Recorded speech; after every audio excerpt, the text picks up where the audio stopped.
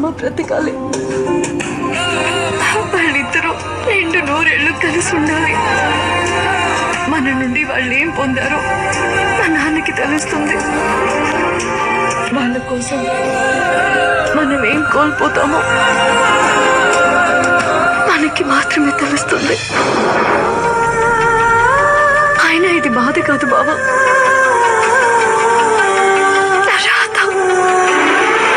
పుట్టగానే ఒక తల్లికి నేను దూరం ఒకటి బలంగా కోరుకుంటున్నాను బావా. ఆపరేషన్ టైంలో నాకు ఇవేవి గుర్తు రావద్దు.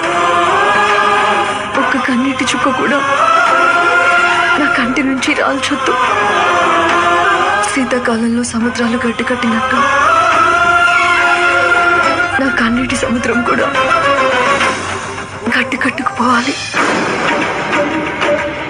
నా గుండె రాయిలా మారిపోవాలి. మనసు అనేది నాకు పని చేయొద్దు. ఏదేమైనా కానీ తీసుకున్న నిర్ణయం మీదే ఉండాలి. ఇదే బావా నేను దేవుణ్ణి కోరుకునేది. నీ అంత ధైర్యంగా నేను ఉండలేకపోతున్నాను మరలా. గుడి గంటల మధ్య నా బిడ్డ ప్రాణం కనిపిస్తుంది. బావా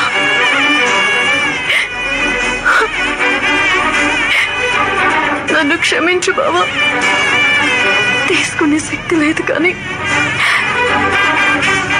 నీ భారం అంతా నేనే మోయాలనుంది. వద్దు మరతలా, నువ్వెన్నాళ్ళు మోసిన కన్నీళ్లు చాలు. ఈసారి నేను మోస్తాను.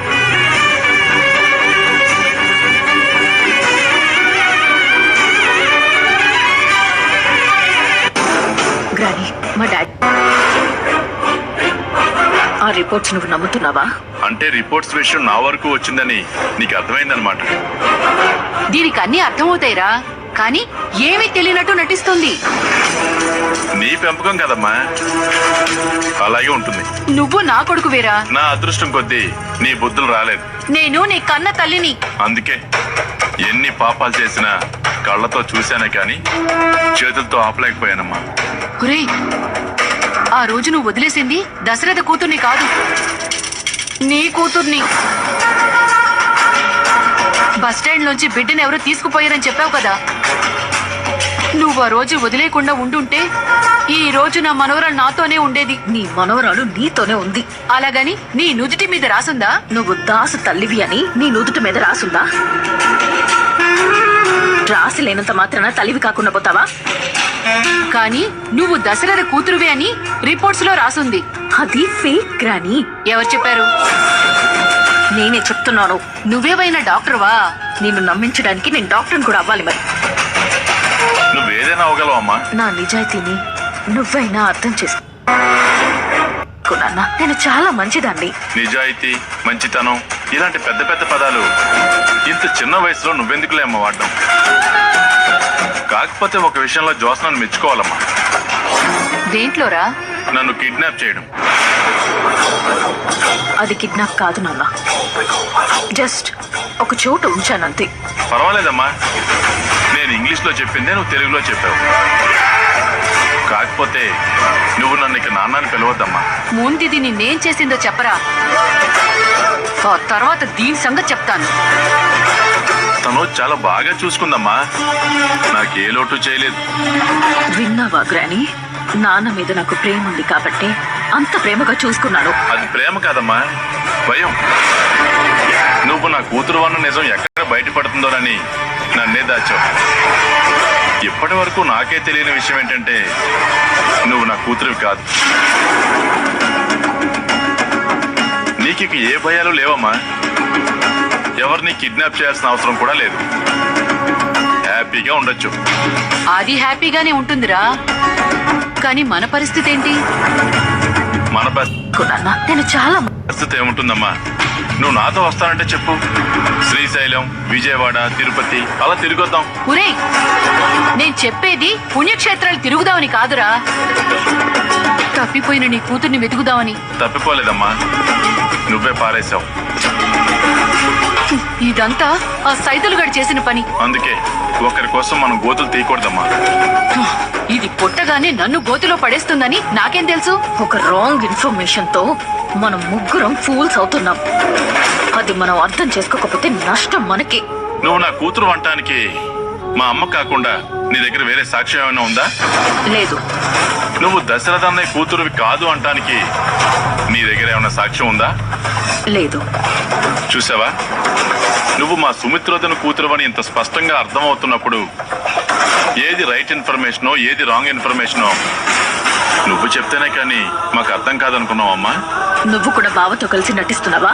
అలాగని నీతో కార్తీక్ చెప్పాడా? వాళ్ళని గుడిలో కలిసావు కదా. కావాలని జరగలేదు, ఆ భగవంతుడు అనుకోకుండా కలిపాడు. నిజం చెప్పావా? ఇక నిజాలు అబద్ధాలు అని వేరుగా లేవమ్మా. నేను పరిస్థితి ఏముంటుందమ్మా, నువ్వు నాతో వస్తానంటే ఎవరికి ఏది చెప్పవలసిన అవసరం లేదు. అలాగే నువ్వు నన్ను ఇక దాచవలసిన అవసరం లేదు. మా వదిన్ని కాపాడే బాధ్యత నీ మీద ఉంది. కన్న తల్లిని జాగ్రత్తగా కాపాడుకోమ్మా. ఇది చెప్పడానికే వచ్చాను. ముందు నీ కూతుర్ని వెతకరా. అవసరం లేదమ్మా, ఎక్కడున్నా నా కూతురు క్షేమంగానే ఉంటుంది. అయితే దీప దాసు కూతురే. మరి ఈ విషయం దీపతో చెప్పొచ్చు కదా. దీప మా అన్నయ్య కూతురమ్మా, కానీ నిజం నీకు చెప్పనుగా. ఈ కురుక్షేత్రాన్ని కార్తీక్ దీపల గురించి అడిగిందక్క.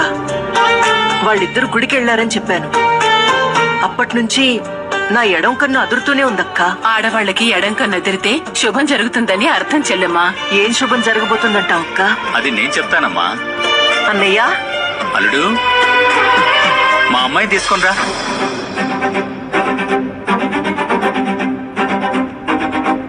అన్నయ్య, నేను అన్నయ్యగా రాలేదమ్మా, నీ బియ్యం కుడిగా వచ్చాను.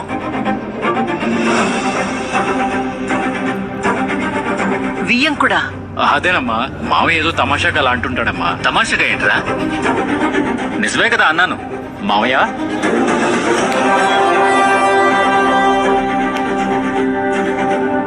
మీ ఇద్దరేంట్రా కళ్ళతోనే మాట్లాడుకుంటున్నారు? ఏం లేదమ్మా, మా ఇద్దరి మధ్య ఉన్న ప్రేమ వేరు కదా. ఒరేయ్, మీ ఇద్దరు గుడికి వెళ్లారు కదరా, అన్నయ్య ఎక్కడికి వెళ్తాడు? అదంతా పెద్ద కథమ్మా. పెద్ద కథ? పెద్ద కథ అంటే గుళ్ళో ఎవరో గురువుగారు ప్రవచనం చెప్తుంటే అది వినటానికి మామే వచ్చాడు. అనుకోకుండా కలిసాం. ఆ తర్వాత మా ఇంటికి వెళ్ళాం. నాన్న నేను కార్తీక్ దీపల గురించి అడిగిందక్క. వీళ్ళని తీసుకొని మీ ఇంటికి వచ్చాం. నాన్నొచ్చాడా? వచ్చాడమ్మా, ఎవరో ఫోన్ చేస్తే బయట మాట్లాడుతున్నాడు. రా నాన్న.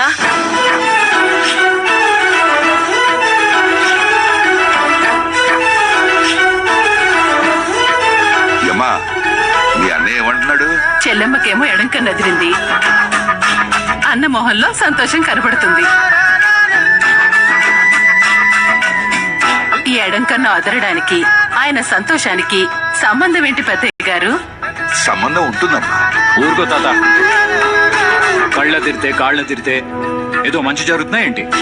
ఒరే లండన్ బాబు, కొన్ని నమ్మకాలు సాంప్రదాయాల మూలాల నుంచి పుడతాయిరా. మనం ఏదైతే బలంగా నమ్ముతామో అదే మన జీవితంలో జరుగుతుంది. నీ అమ్మ ఎడమ కన్ను అదిరిందంటే ఇటు పుట్టినింట్లోనో అటు మెట్టినింట్లోనో ఏదో మంచి జరిగిందని అర్థం.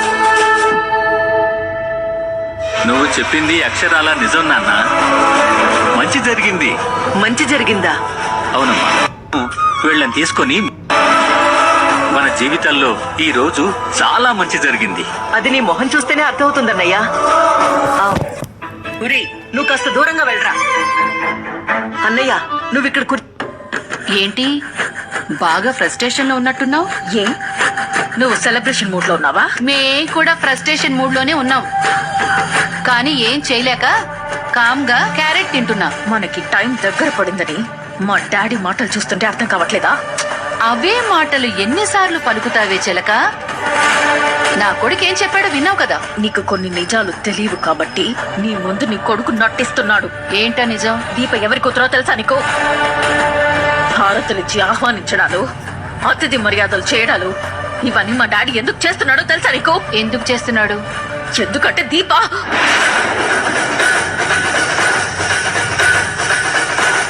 చెప్పవే దీపెవరు? హ, వినేవాడు వెర్రి నాగన్నైతే దీప దశరథికి సొంత కూతురని చెప్తావు. అయినా నువ్వు అలా చెప్తే మాత్రం నేనేమన్నా నమ్ముతానే ఏంటి? అదొక అనాథ. నేను నువ్వనుకుని పొరపాటున నా సొంత మనవరాల్ని రోడ్డు పాలు చేసినట్టే దీపని కూడా ఎవరో రోడ్డు పాలు చేశారు. అంత మాత్రాన అదేమన్నా నా ఏంటి ఎవరాలవుతుందా? అస్సలు కాదు. ఎందుకంటే నా మనవరాలకి నా లక్షణాలుండాలి. నాలో ఉన్న మంచితనం దీపలో లేదు. నాలో ఉన్న కరుణ దీపలో లేదు.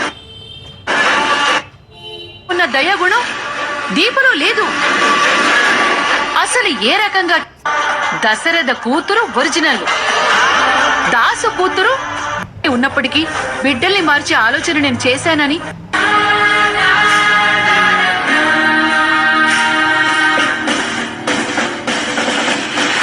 కార్తీక్, గుడిలో ఏదో జరిగింది. మీ మామయ్య ఆనందానికి అదే కారణం. ఆ కారణం ఏంటో వాళ్ళ చెల్లికి చెప్పాలనుకుంటున్నాడు. నిజానికి నేను వినాలనుకుంటున్నాను. ఇప్పుడు మీ మామయ్య తప్ప ఎవ్వరూ మాట్లాడకూడదు, ముఖ్యంగా నువ్వు. నోటికి సంకెళ్ళేసినట్టు తాత. పోనీ అలాగే అనుకోరా. మనమందరం ప్రేక్షకులం. ఈ అన్నా చెల్లెలు ఏం మాట్లాడుకుంటారో విందాం. నాకైతే భయంగానే ఉంది. దశరథ, ఇప్పుడు నువ్వు చెప్పు, గుళ్ళో ఏం జరిగింది? చూసిన నీ కన్న కూతురు కాదు, దాసు మామయ్య కూతురు. నీ కూతురు మావయ్య.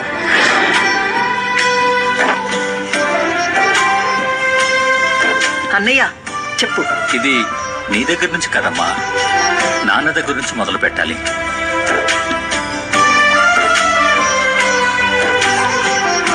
అమ్మ చనిపోయే ముందు నాన్న దగ్గర ఒక మాట తీసుకుందంట. నా పిల్లలకి పెళ్లిళ్ళు అయిపోతే చివరికి వాళ్ళు వేరైపోతారు, అలా జరగకుండా కలిసి ఉండేలా చేయమందంట. అందుకే నీకు పెళ్లి చేసి శ్రీధర్ బాబుని ఎప్పుడూ మనకి అందుబాటులో ఉండే ఏర్పాటు చేశాడు.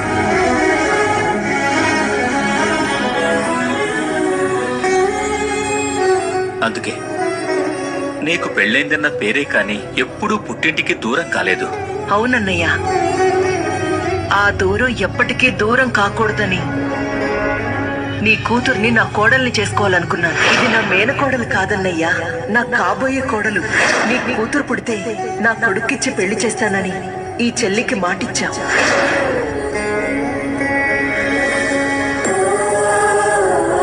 అనుకున్నావు, మాట తీసుకున్నావు. ఆ మాట ఏ మట్టిలో కలిసిపోలేదమ్మా. ఆ మాట నిజమైంది.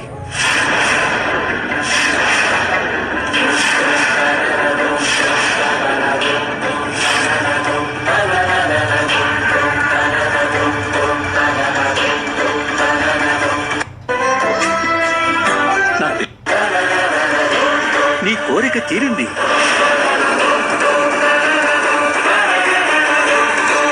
నువ్వు కోరుకున్నట్టు